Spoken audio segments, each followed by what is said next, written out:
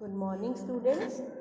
In previous lecture, I have discussed 4 factors affecting the capital structure. In this lecture, rest of the factors discuss करेंगे which are affecting the capital structure. Now, fifth factor is cash flow position of a company. Cash flow position क्या होता है कि हर company की cash payment obligations होती हैं। हर company को कुछ ना कुछ अपने नॉर्मल बिजनेस को ऑपरेट करने के लिए कुछ ना कुछ कैश पेमेंट करनी होती है, आउटफ्लोज करनी होती हैं। जैसे आपको इन्वेस्टमेंट करनी है फिक्स एसेट्स में, या आपको डेट की कमिटमेंट्स पूरी करनी है, आपको इंटरेस्ट पे करना है, आपको प्रिंसिपल अमाउंट पे करना है। अब हमें ये देखना है कि आपको जो कैपिटल स्ट्रक्चर में कितना प्रोपोर्शन डेट का लेना है और कितना इक्विटी का।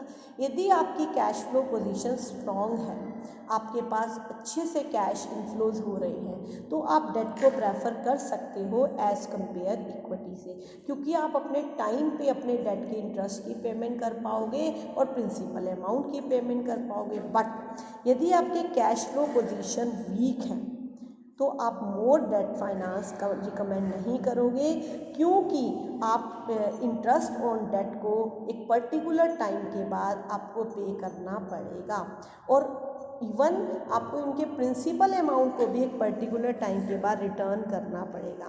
बट यदि आपके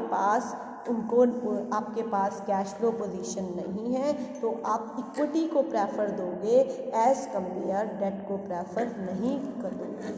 नेक्स्ट आ जाता है आपका cost of equity. Cost of equity meaning क्या होता है?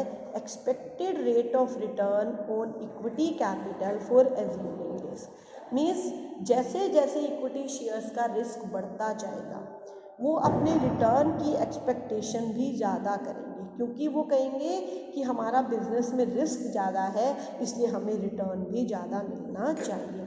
तो when a company increase the, जैसे जैसे कंपनी डेट को प्रेफर करती जाएगी, फाइनेंशियल रिस्क बढ़ता जाएगा। इट मीन्स शेयर होल्डर्स को उनको टाइम पे इंटरेस्ट पे करना पड़ेगा, उनके प्रिंसिपल अमाउंट को पर करना पड़ेगा। तो ये सारा रिस्क कौन बियर करता है? Equity share holders. और जब इक्विटी शेयर होल्डर इस रिस्क को बियर करेंगे, नेचुरली वो डिमांड किसकी करेंगे? हायर रिटर्न की। हायर रिटर्न की डिमांड करने से कॉस्ट ऑफ इक्विटी बढ़ती जाती है।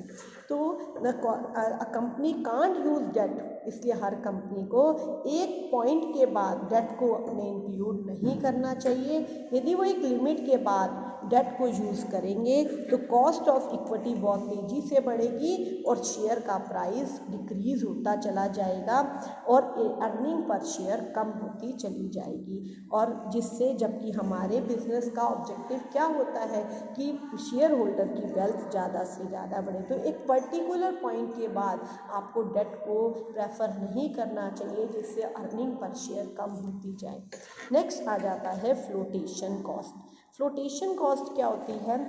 फंड को रेज करने की कॉस्ट। फ्लोटेशन कॉस्ट क्या होती है? फंड को रेज करने की कॉस्ट। कि जब आपको फंड रेज करना होता है तो कुछ ना कुछ आपको कॉस्ट पे करनी पड़ती है।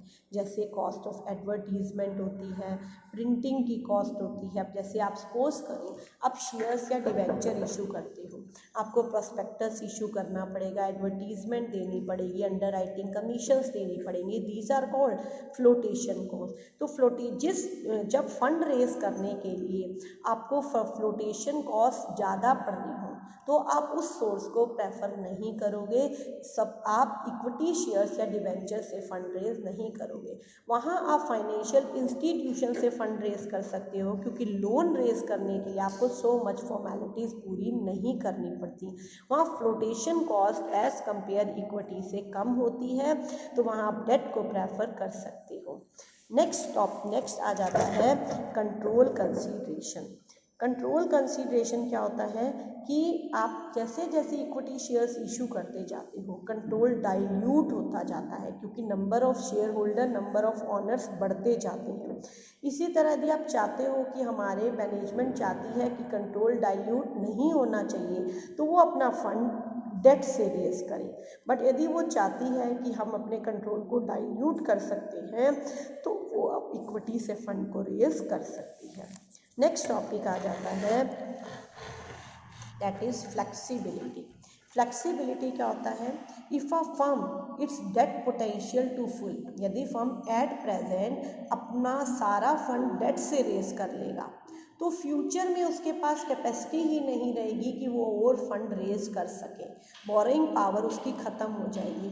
तो बाय चांस कोई ना कोई अनफोर्सिन सर्कमस्टांसेस अराइज हो तो तब हम फंड को डेट से रेज नहीं कर पाएंगे। इसीलिए एक फर्म को अपना सारा फंड डेट से पूरा रेज नहीं करना चाहिए, उसको फ्यूचर की अनफोर्सिन सर्कमस्टांसेस के लिए कुछ ना कुछ बोरिंग पावर मेंटेन करके रखना पड़ेगा, फ्लेक्सिबिलिटी रखनी पड़ेगी, ताकि जब उसे फ्यूचर में लोन की ज़रूरत हो तो वो डेट से फंड को रेज कर सकता है। नेक्स्ट आ जाता है इंटरेस्ट कवरेज रेशो।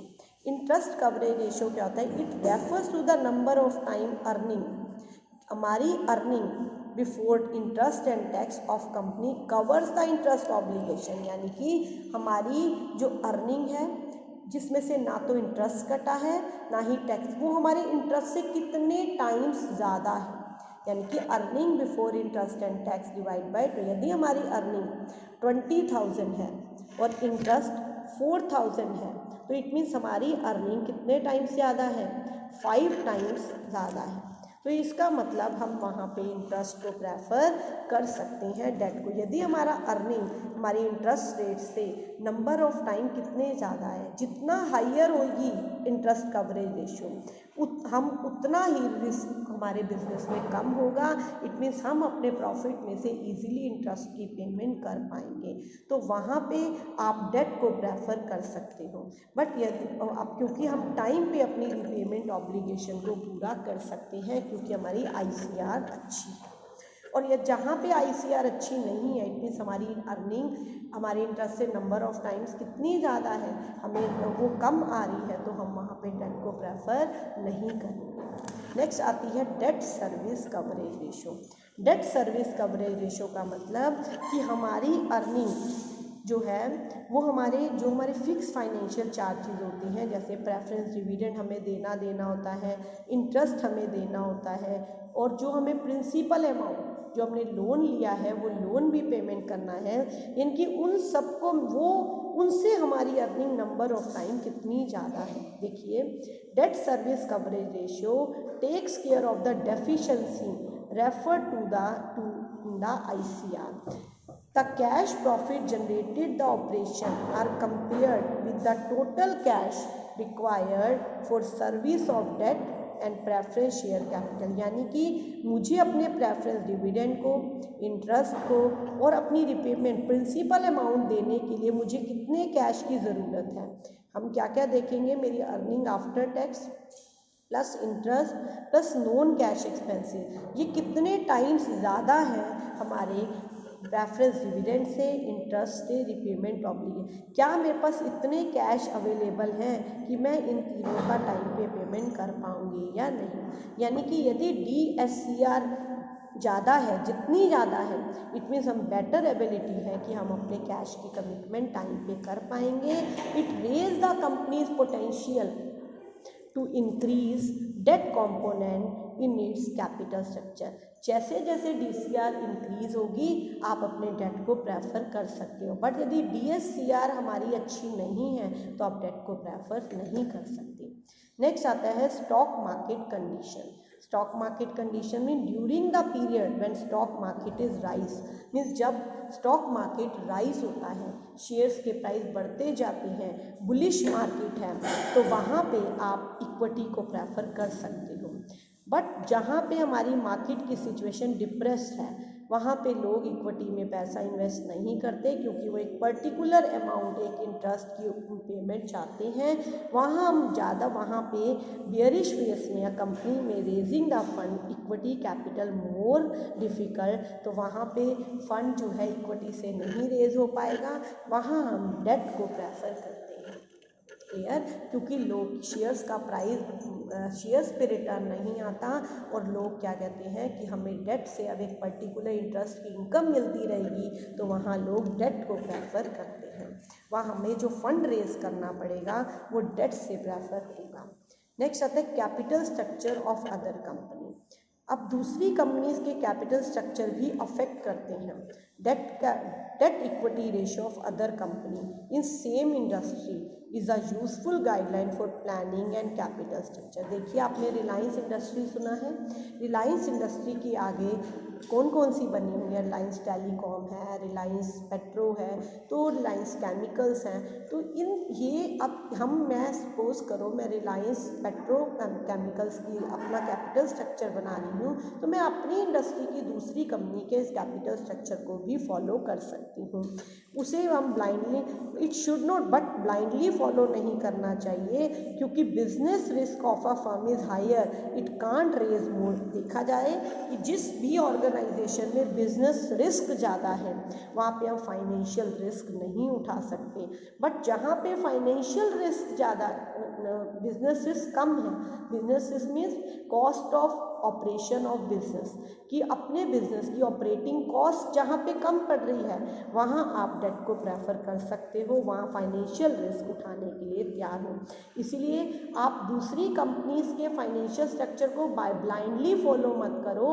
आप अपने बिजनेस को, आपको वो गाइडलाइन तो दे सकता है, बट एज इट इज़ आप दूसरी कंपनी के फाइनेंशियल स्ट्रक्चर को फॉलो नहीं कर सकते। नेक्स्ट है regulatory framework. Every company operates with in the regulatory framework provided by the law.